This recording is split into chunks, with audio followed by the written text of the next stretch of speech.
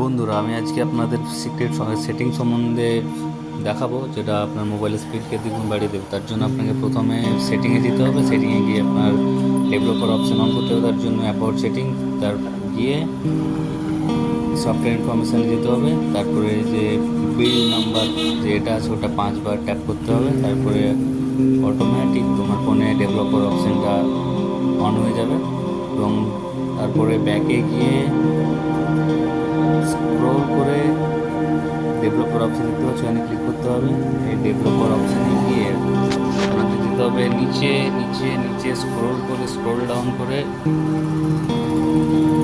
এখানে দেখাবে 3টে সেটিং, যেটা আপনার গ্রাফিক্স সেটিং, যেটা আমাদের ফোনের স্পিডকে ডবল ট্রিপল বাড়িয়ে দেবে। যদি ফোন হ্যাং হয় আপনার যে হ্যাং হওয়া বন্ধ হয়ে যাবে। এর জন্য যে উইন্ডো অ্যানিমেশন একে 0.05 নিয়ে যেতে হবে, এবং বাকি আরও যে 3টে সেটিং আছে এগুলোকে 0.5 করে দিলে আমার ফোনের সেটিং